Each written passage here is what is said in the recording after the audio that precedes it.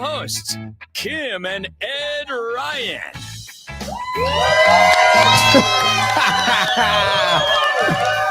So let me explain what happened. I'm not even going to tell this. No, let me just say, let you know what's coming. Literally every week we do this. We do this every week. He does it multiple times in a week. He has hours to prepare and do this. And yet, most weeks we seem to be hitting a wall or a problem. See, what I did was there's a mute button on the StreamYard, and Andy was sitting here talking and Kim was talking. So I, when you have a microphone close by, you never know what's going to be live. Like what happened at 7:30 this morning, a story I'm not going to tell again. But so that's what happened. I muted it and I unmuted it. And I thank you guys for picking up on that. But anyway, what I did say was Andy Hyatt is the town manager. A big hand for Andy.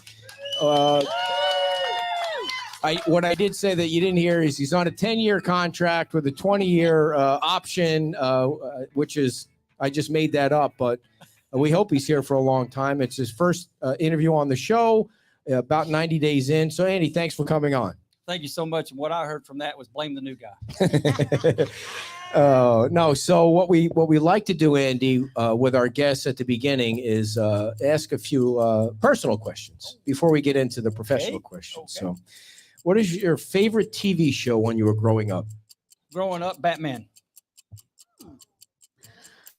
What was your favorite movie of all time? Right.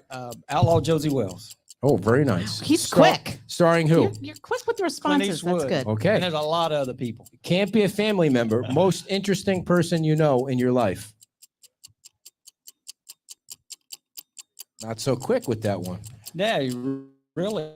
That's when you said can't be a family member.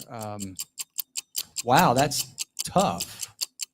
You want to phone a friend? Interesting, memorable, No, impressive. Because I think the most interesting would be my T-ball coach, and who ended up being my high school baseball coach, who was born with deformities. He had one leg and arms at the elbows and was this tall. Wow. And to see, and I'm getting emotional now. He's no longer with us, but to see the things he could do, I remember him kicking one of our players when I was a sophomore freshman. It scared the crap out of me because the guy was 6'4", 6'3", and he kicked him in the tail with his good leg. So Bill Talley. Okay. Yeah, great guy. Great. Yeah, absolutely. On that note, thank you for joining us. Yes. We appreciate you coming on. So I'm going to segue now to the question. No, I'm doing it. I'm doing it. Go ahead. So we're going to segue now. What is your most embarrassing moment?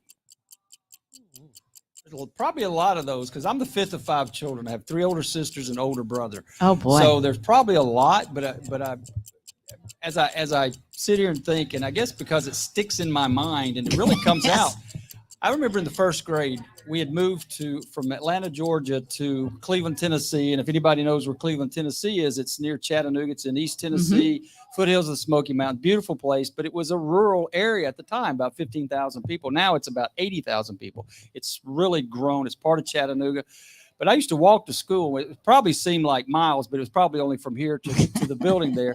But I remember I'd go home for lunch, and every Friday or every whatever, so often we'd get ice cream at school, and you'd get it back in the room. They want you, and I think it was a nickel or whatever. So I had my nickel that day. I went home for lunch, and when I got back, my ice cream fudgesicle, by the way, was on my desk, and it had melted.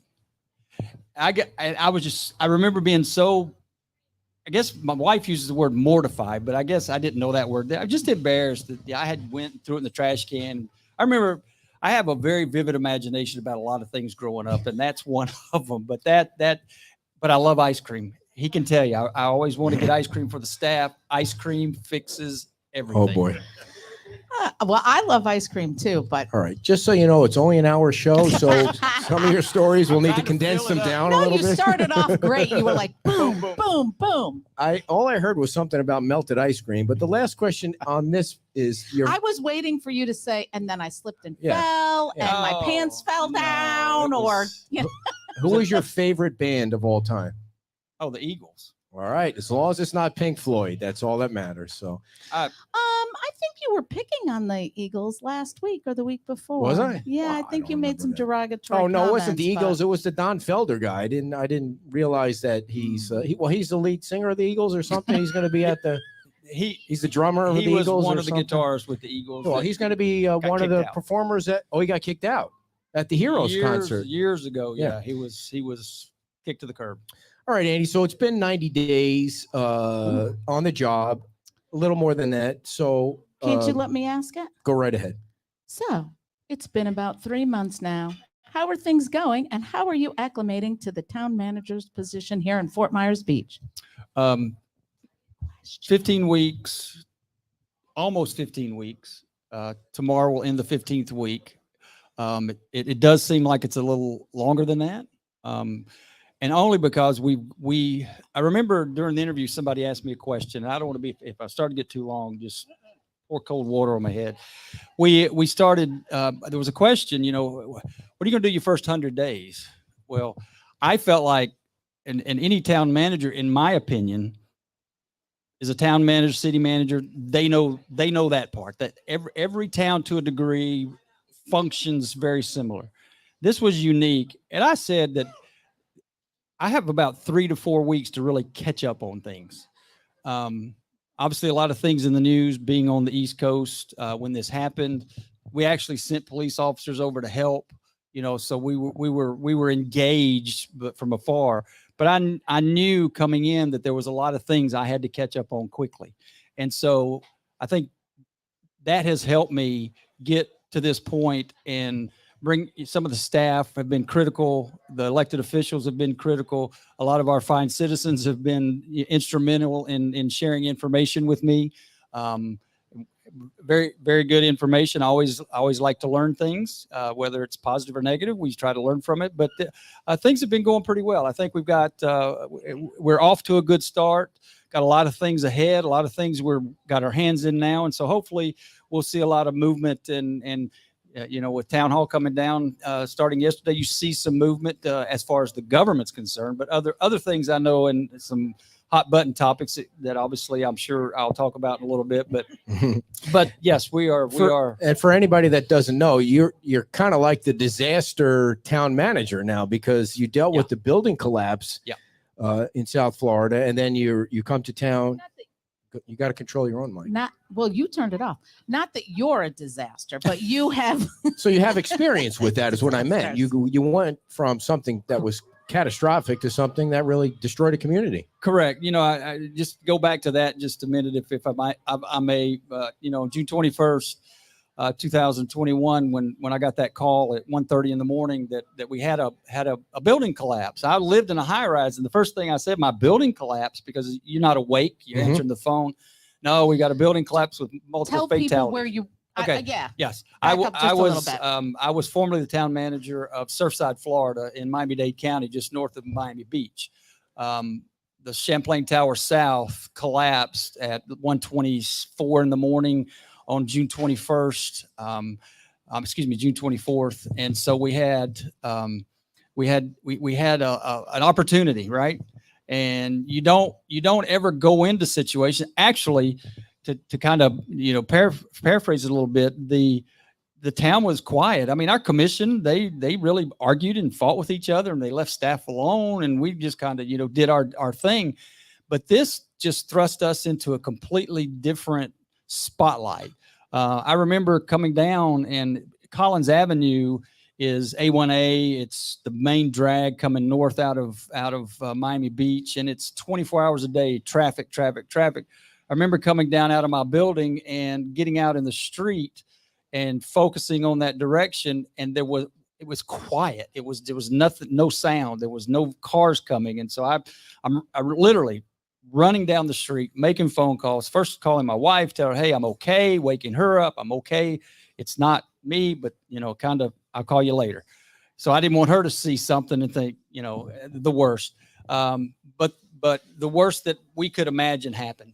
The first thought on my mind is we're out there, and I don't know if you've seen where you were when you found out, but we got there, and as you walked up to the building, it's like I see just everywhere red lights and blue lights and equipment and people going everywhere. And people, as I got closer, you could hear screams and you could hear, it's just that thing that plays over and over in your mind. It really does. I'm getting goosebumps, but I've just been to the 2-year memorial, and I will always be connected with that town because of this.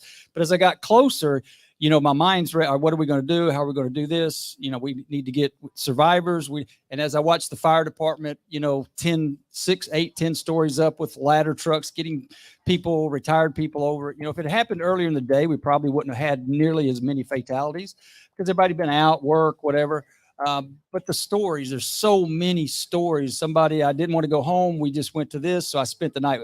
This person spent the night with their friend. They made that fateful decision and they passed away in the collapse. And you think of from 1 to 94 and all the people in the community and how important it was. But then we knew we had a job to do as well.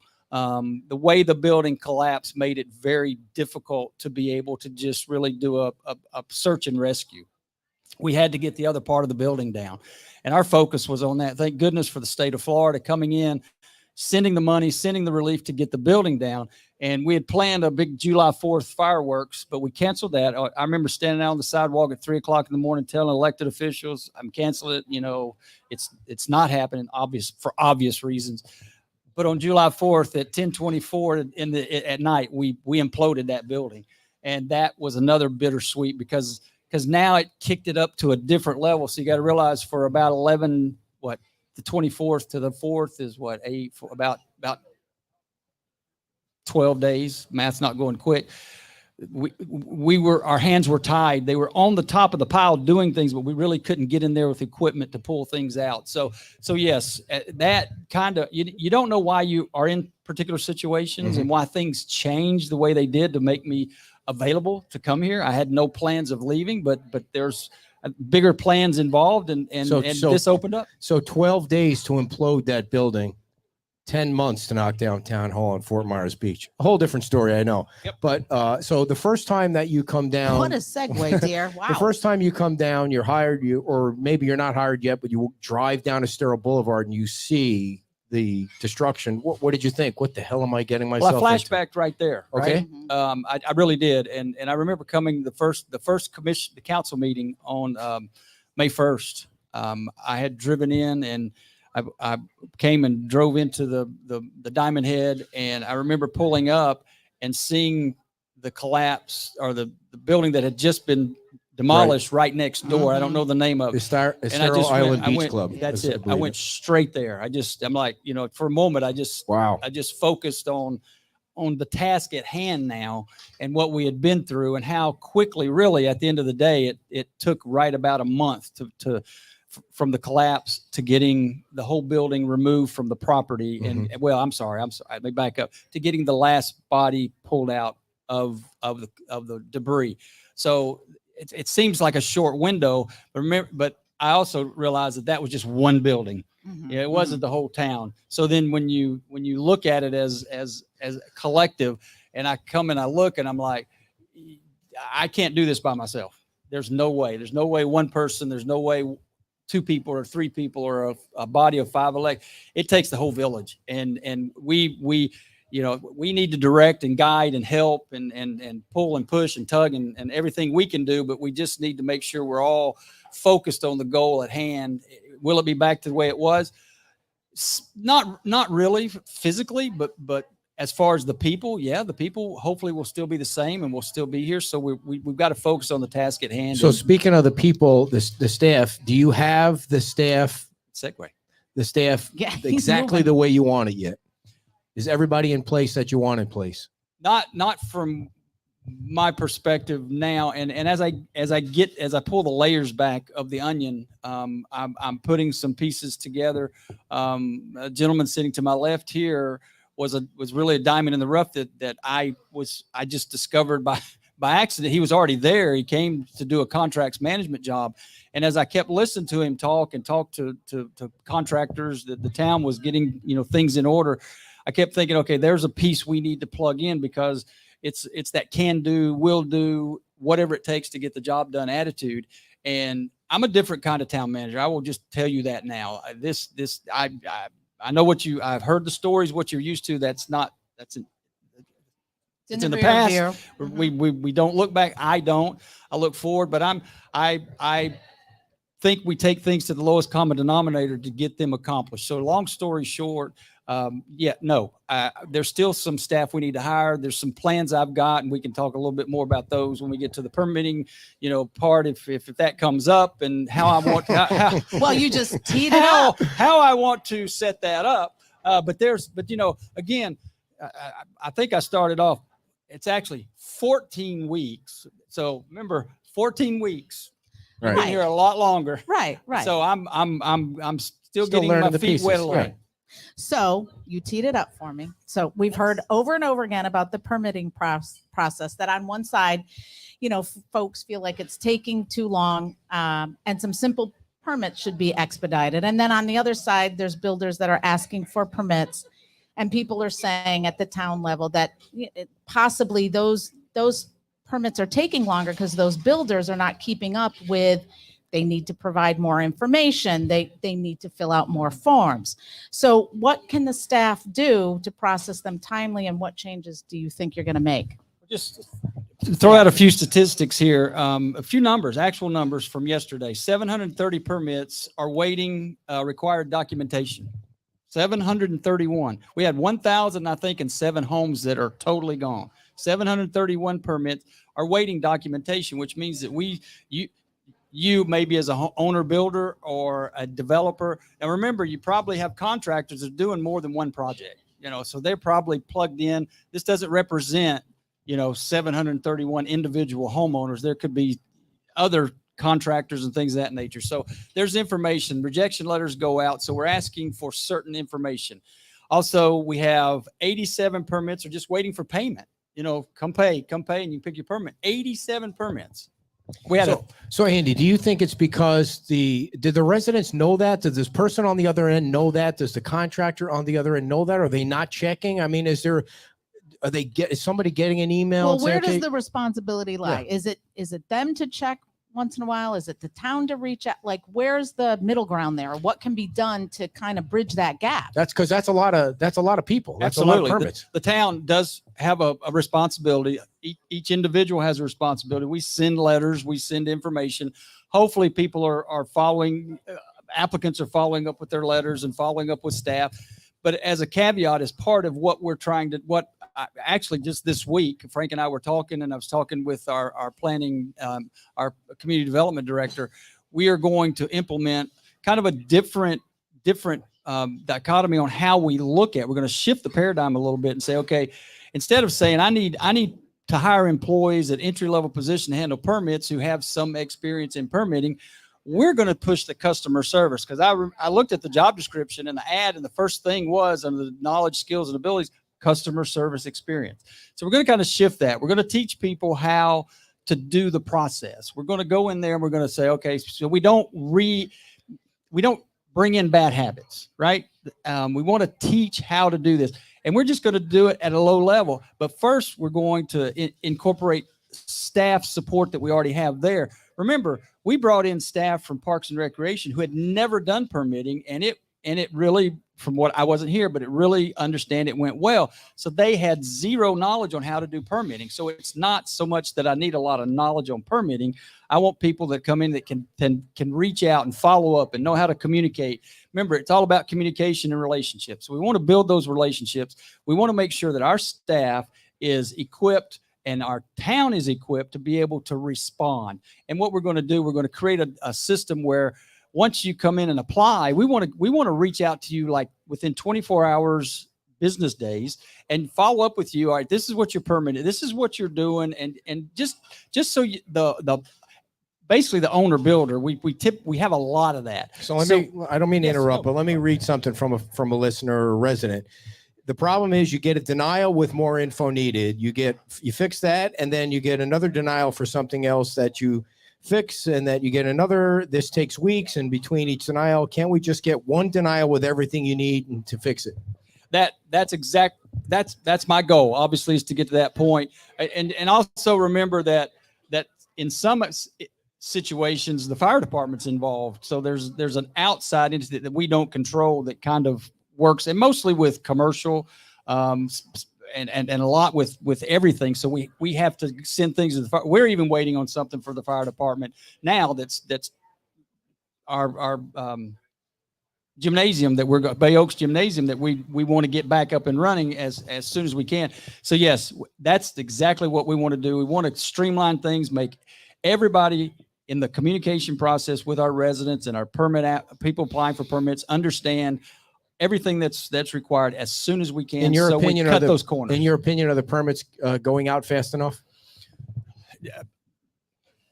Yes and no. I'm going to be try to be politically correct. Yes, but I think that we as a town can always continually to improve and look for areas to improve.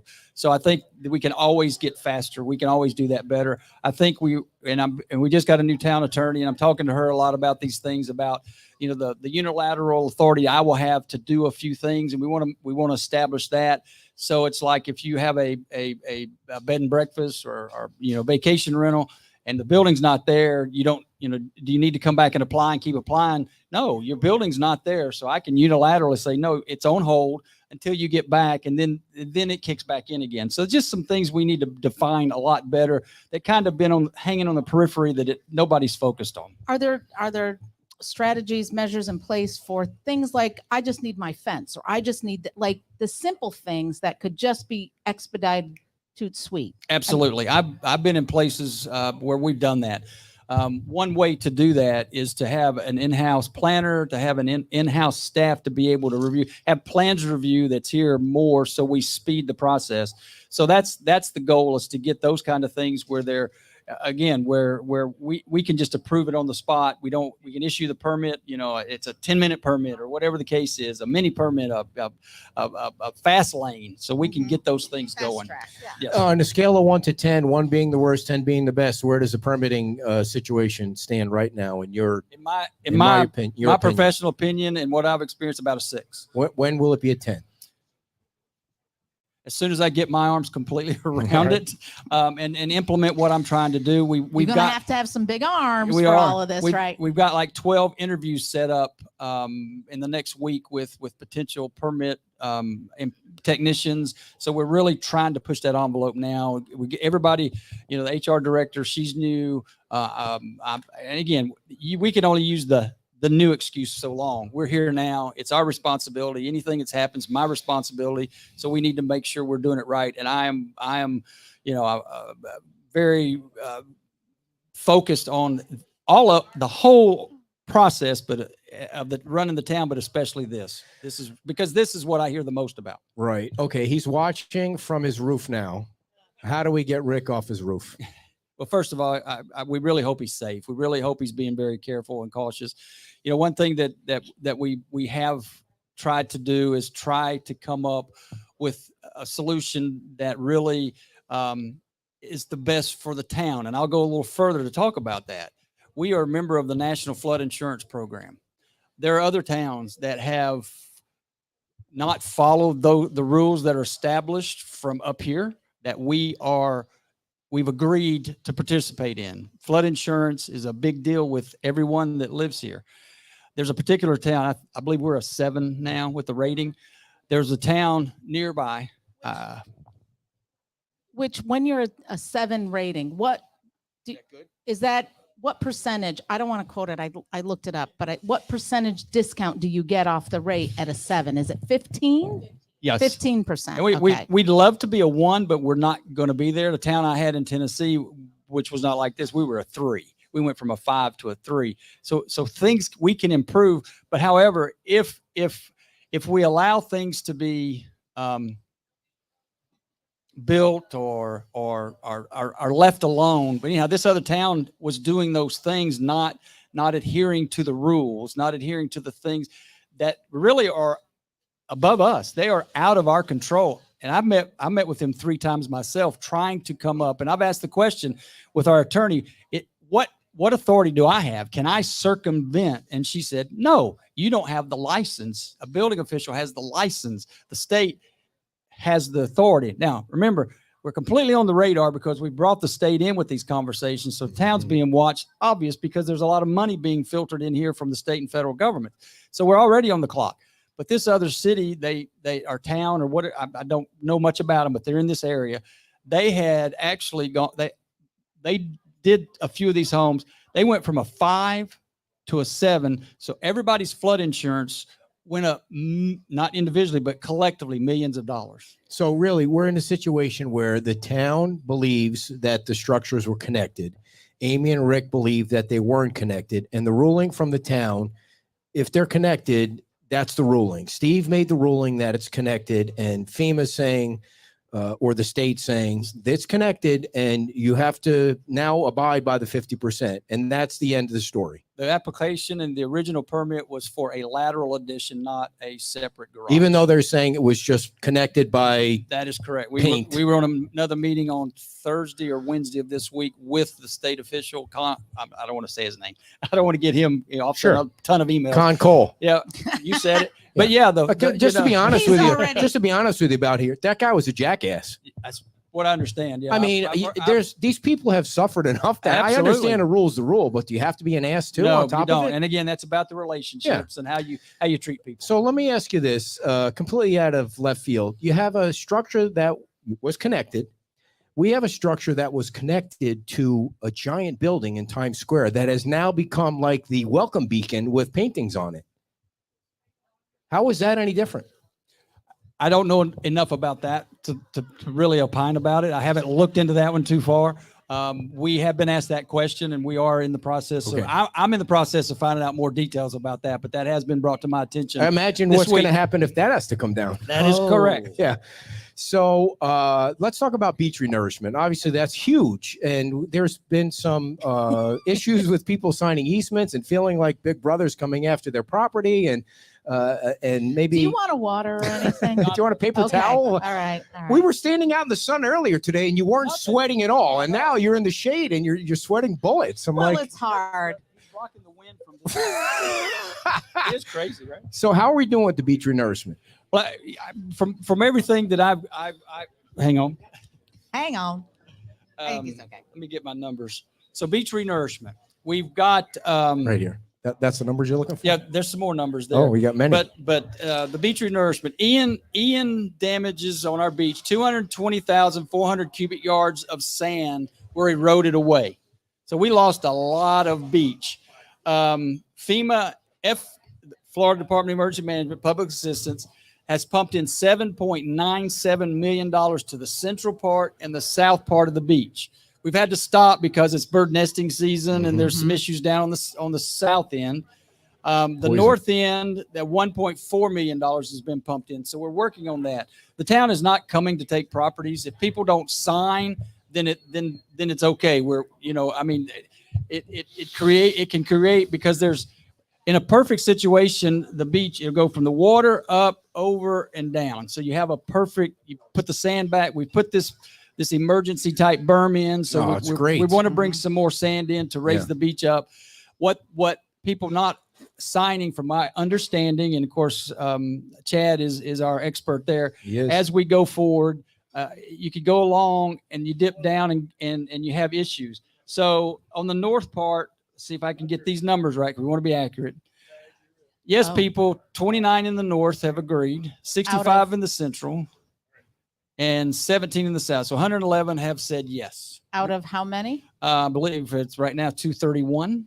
So about half of the people that have property on the island have said yes. The other half have said no or haven't answered. Right. We expect 13 more, so that's 124. We've got 26 hard no's. As of now, and no response yet, 81. And remember, some of those no responses are because the property's being sold. There's some new owners. So I know Chad's reaching out. We met yesterday, and he's going to have some information he's going to present to the town council, I believe, over the next couple of weeks, in our MMP, and then into our second meeting in August. That really goes into a lot of that detail. Okay, so go ahead. And you may not. I'm not going to. I'm going to ask the question, but I understand you may not have all the information because, like you said with Chad, is there a certain number that has to be achieved for it to happen, or it's going to happen no matter what, just on those homes that say yes? From everything I understand, it's going to happen.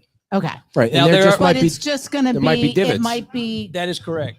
Little and what you can find is there could be situations where it comes up to the beach over and there's a gap, and then all of a sudden you create these ponds and these Yeah. pools and Right. things like that. Right. And vegetation's another issue. There's no, you know, part of the requirement with if you accept the sand, you have to build the dune.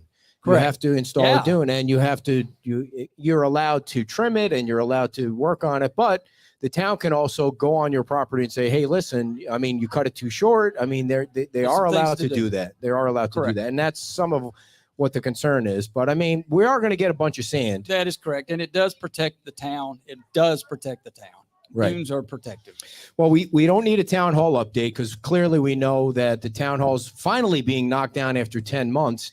It'll be the guy told us yesterday, 4 days. They're going to start removing the debris on Monday. And we did a video this morning, and I'll post it on Monday, where you can see Andy giving his vision of, which I think is fabulous. You folks out there are going to love it. He's got a vision of town hall and Bay Oaks and the fields with a possibility of some volunteer help with the dugouts, which, you know, people love helping out youth sports and other things that are going on out there. And you're going to have to watch the video because I don't want to let it out, but he's got an idea for workforce housing too, which is probably the best idea that I've heard so far. So that video will be posted on Monday. And the sound was fabulous, by the way, because we used the wireless mics. But give us an update on Bayside Park, because the town has guaranteed that it'll be open by Labor Day. I didn't do that. He did that. But Oh, no, I'm just did kidding. you really I do did. that? No, I did, because I think what we needed to do was we needed to start getting some wins as much as we could control winds. And so what we're going to see now is the poles are structurally sound.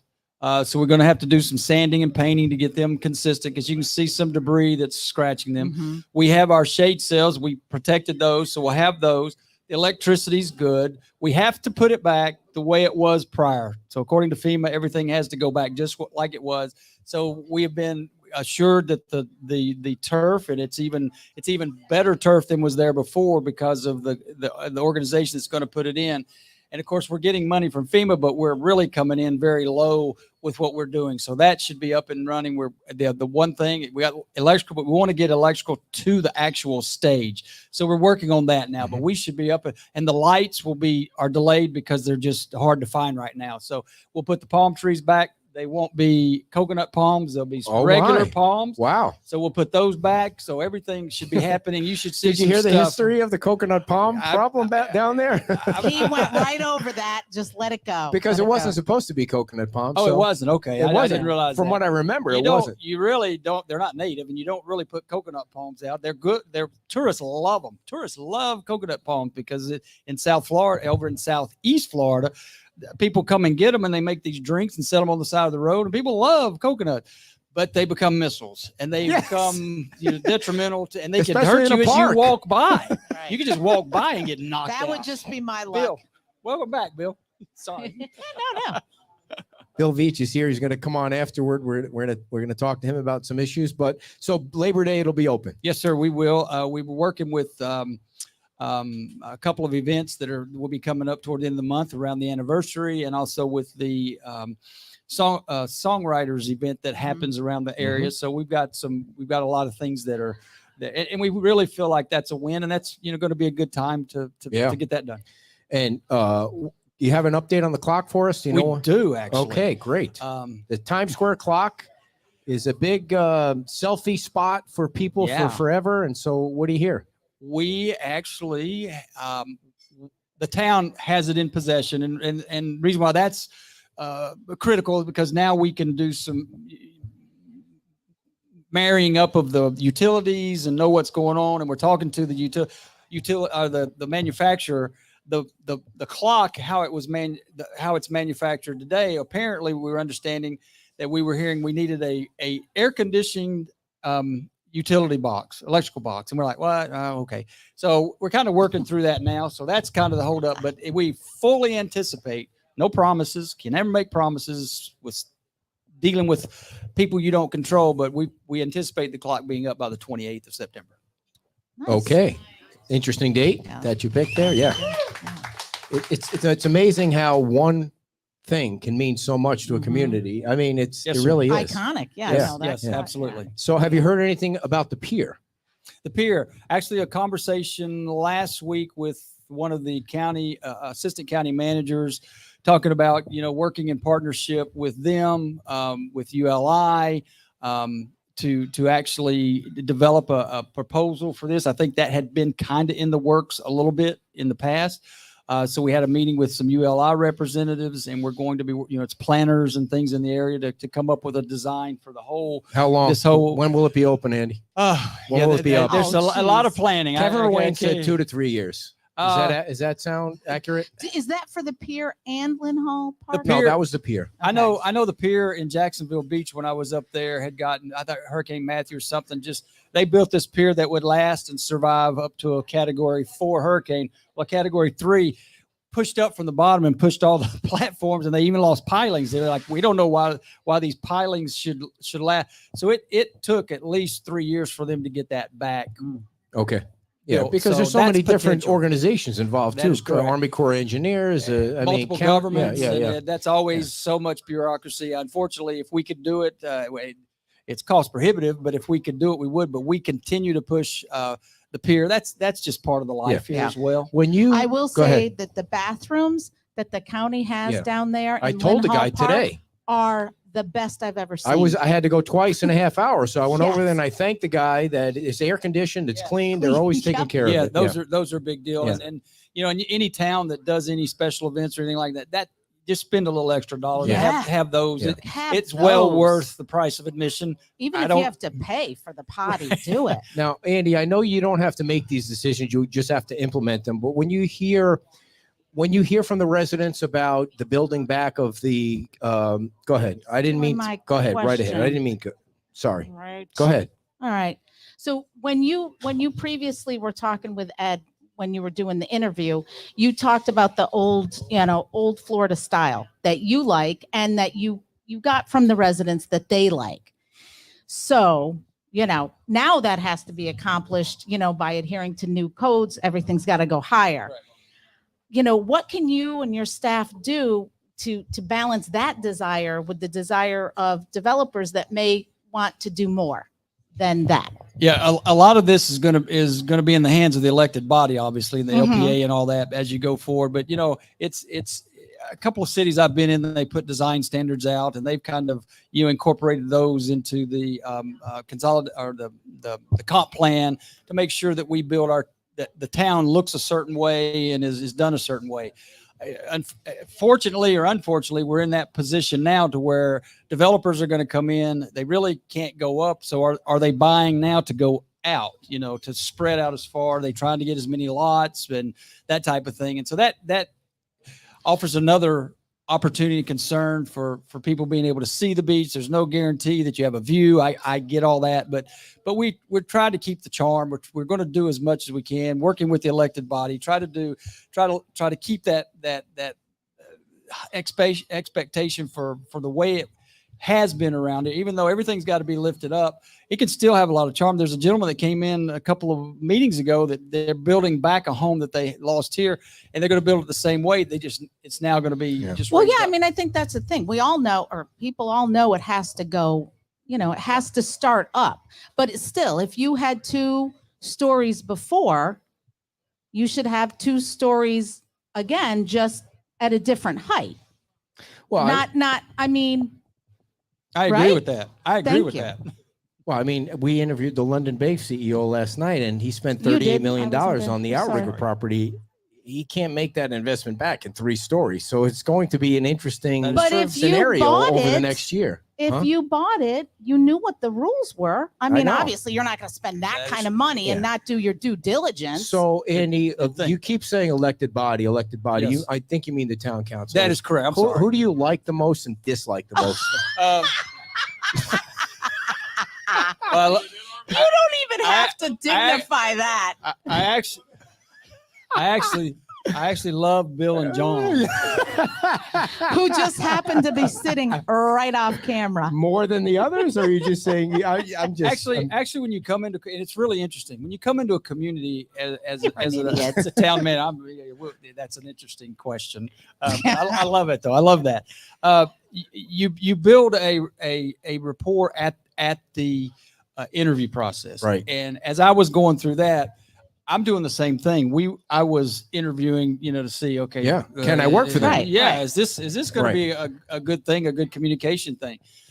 And it was unanimous. So that's a big deal. You're not coming in 3-2 or 4-1. Right. You have to convince one or two people. So the group that hires you is always a special group. What happens after that is totally out of here. I chose this group. Yeah.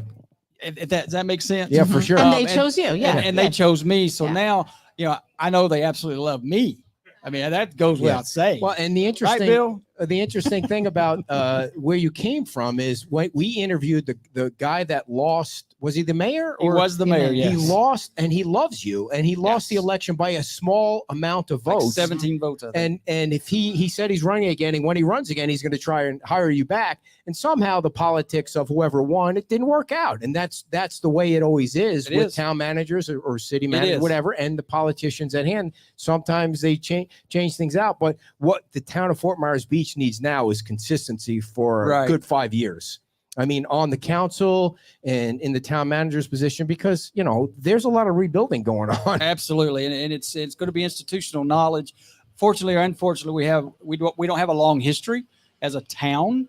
1996, I believe, 95, somewhere in there. So that's not a lot of history. So we have, I think, one employee that's been with the town over 11 years. So there's and they were in public works. So one thing that I believe that is something that needs to be done here, and I've done it everywhere I go, is I surround myself with people who are very, very knowledgeable, who are smarter than me. I'm okay with that. Henry Ford said, if he didn't have an answer, give me 10 minutes, I'll find the answer for you. And Henry Ford was very successul. What did he do? People would ask him questions, and if he didn't have an answer, he'd say, "No, he's being sarcastic." Well, if you drive, well, you don't. Okay. He used to. You said something today when we were over at Bay Oaks about customer service, the next level of customer service. Tell people how you want that to be what the town does. Yeah, I'll go back when I got to Surfside. 99 out of 100 complaints that I would get, I'm not kidding, were about building permits, COs, code related stuff. Mm-hmm. So I hired a building official, took a chance, and nobody really knows this, but we had two guys that we were interviewing, and they were very, very close. So I did a scientific thing. Everybody needs to pay attention to this. It's very scientific, because we took a quarter out and we flipped the quarter, and it landed on this guy. And I went from 99 out of 100 complaints to 0 in like 30 days. And I flipped a coin. I literally, I had somebody else come flip a coin, but I literally. What was his job? He was the building official. Do you have that coin, and can you flip it in Do you have that town hall person? for everybody around town? I have him on speed dial. Yeah. And I have already reached out to him, and he actually has a home not far from here up north that was affected by the hurricane. So so again, I really believe that customer service, customer satisfaction. J. Edwards Deming, was the father of total quality management with Japan in the 50s and 60s. And we all know how he brought them out of, it's cheap. It's built cheap. They quality products. But he would say, we want to take the customer from customer satisfaction to customer delight. And I want people to come and deal. I want our town hall. I want our town to be the benchmark. People are going to come and say, look what happened to them, but look what they did. I mean, really, we've got a unique opportunity in the state of Florida, in the country. I'm the only manager that's ever managed a town that had a building collapse, that lost 98 souls, that had to figure that out. So I get how to do that. I understand how we go forward in making people as whole as we can. And, it's a hug. It's a sit down and talk to you eye to eye. It's a come on in. I know I've got this corny accent. I get that, but that just goes with the territory, folks. And if my friend to my left here, he loves my accent. So Andy, before we let you go, tell people that are listening, last question, how are you going to make them feel better about the permitting? About the permitting, it is even for the last 14 weeks, it has been my sole focus. Now, but again, there's been other things that have come in, have been part of what I'm doing, have been part of the day-to-day. Remember, there's still a day-to-day government that we got to get the budget ready. We got to, prepare. And we're dealing with all these funds and all this money coming from everywhere. But if the people are not satisfied, and remember, sometimes an answer is no. I mean, it really is. And that's just got to be the answer, but we've got to have the right reasons why it's a no.